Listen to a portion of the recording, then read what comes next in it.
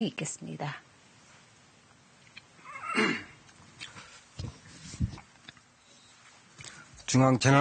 중앙재난안전대책본부 제1통제관입니다. 3월 14일 토요일 정례 브리핑을 시작하겠습니다.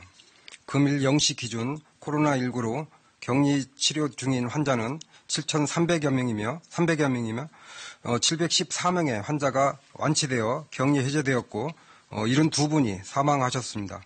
어제 확진된 신규 환자는 107명이며 지금까지 발생한 총 확진 환자는 8,086명입니다. 이는 26만 1,335건의 진단검사를 시행한 결과입니다.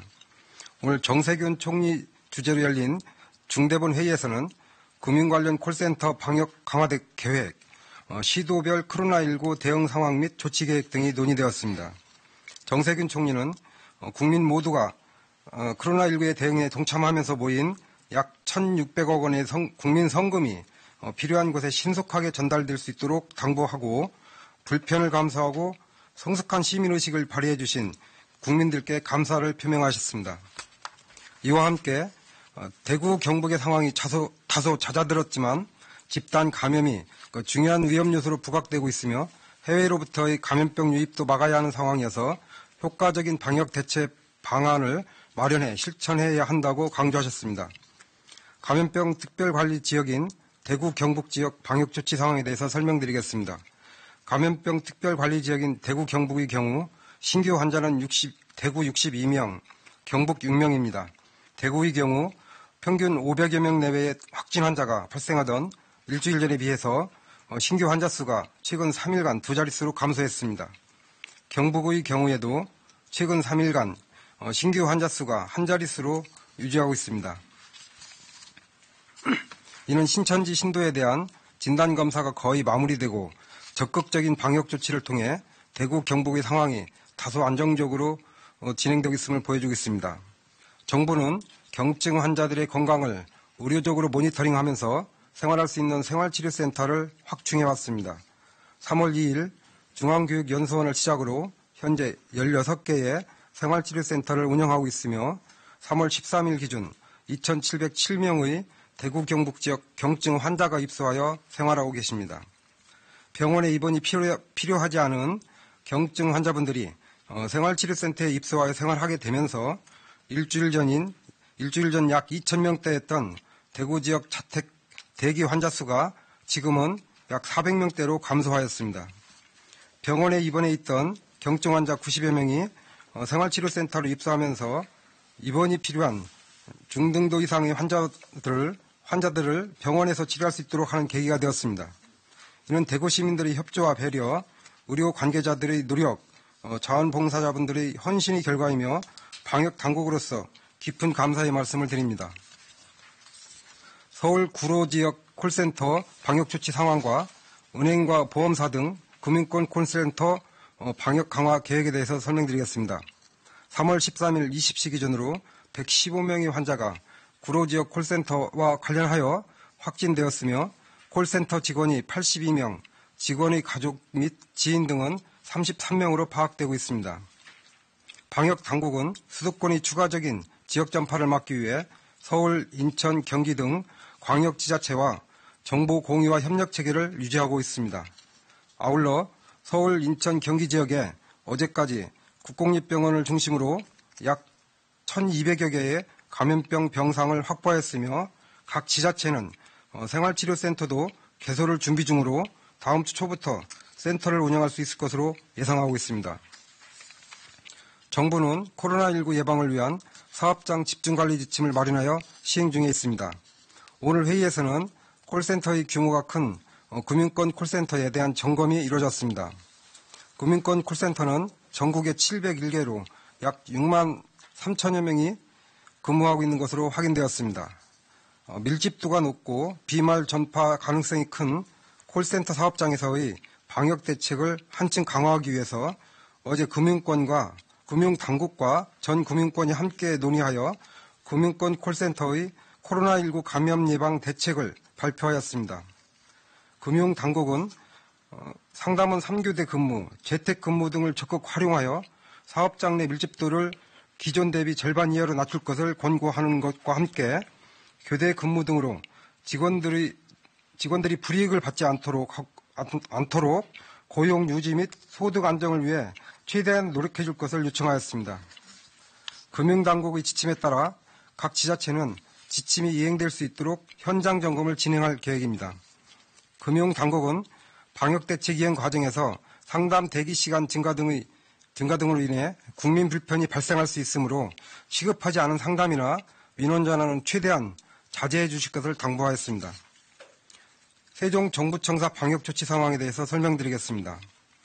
3월 14일 07시 기준으로 세종시는 39명의 확진자가 발생하였으며 이 중 29명은 세종 정부청사 등에서 근무하는 공무원입니다. 특히 해양수산부에서는 25명의 확진 환자가 발생하였습니다. 세종시와 해양수산부 청사관리본부는 확진 환자 발생 즉시 전 직원이 자택에서 근무토록 조치했으며 직원 전원에 대한 검사를 진행하여 마무리 단계에 있습니다. 정부청사관리본부는 코로나19의 청사 내 유입과 확산을 막기 위해 열화상 카메라를 확대 설치하여 운영하고 있으며 부처 간 이동을 최소화하여 부처 간 확산을 방지하기 위해 동별 연결 통로와 옥상 정원 출입을 통제하고 있습니다. 또한 건물 전체에 대한 방역을 주 3회 실시하고 3월 13일 신속한 검사를 위해서 승차검진 형태의 선별 진료소를 설치하여 운영하고 있습니다. 인사혁신처는 코로나19 확산 차단을 위한 공무원 위원근무 이행 지침을 대폭 강화하여 시행하였습니다. 이는 각 부처별로 적정 비율을 정해서 의무적으로 교대 원격 근무를 시행하도록 하는 내용입니다. 아울러 시차 출퇴근제 활용, 점심시간 시차 운용 등 대인 접촉을 최소화하도록 하는 복무 지침을 마련하였습니다. 정부는 세종시와 협의하여 코로나19에 대한 정부청사 방역 조치를 한층 강화해 나가면서 중앙행정 기능과 대국민 서비스에 차질이 없도록 조치해 나가겠습니다. 생활 지원 및 긴급 돌봄 추진 상황을 대구 경북 지역을 중심으로 설명드리겠습니다.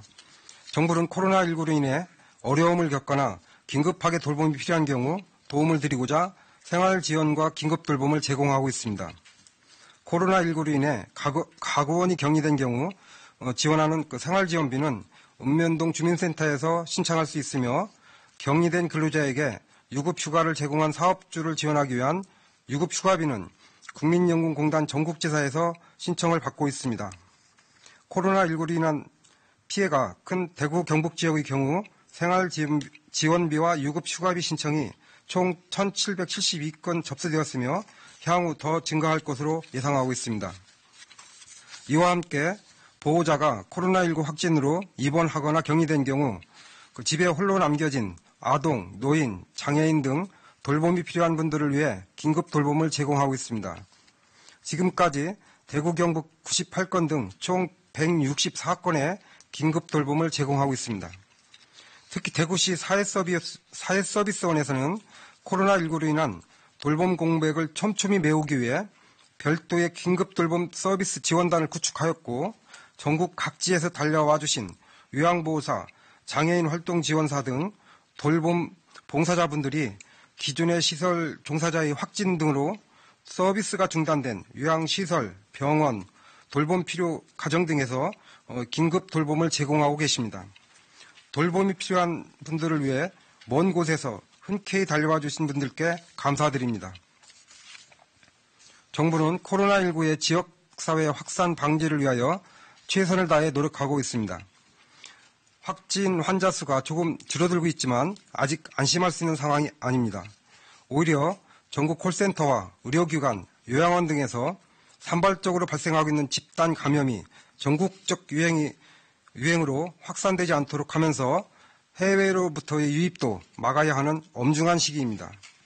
그동안 국민 여러분들께서 적극 협조해 주시고 있는 점에 깊은 감사를 드리며 힘드시더라도 조금만 더 협조해 주실 것을 당부드립니다. 오늘부터는 주말입니다. 많이 답답하시겠지만 가급적 자택에 머물며 최대한 외출과 이동을 자제하고 사람들 간의 접촉을 최소화해 주시기 바랍니다. 특히 밀폐된 장소에서 많은 사람들이 모이는 약속은 피해 주시기를 부탁드립니다. 국민들께서 지금까지 보여주신 성숙한 시민의식과 협조에 감사드리고 다 함께 힘을 모아 코로나19를 극복할 수 있도록 동참해 주실 것을 다시 한번 당부드립니다. 감사합니다. 네, 지금부터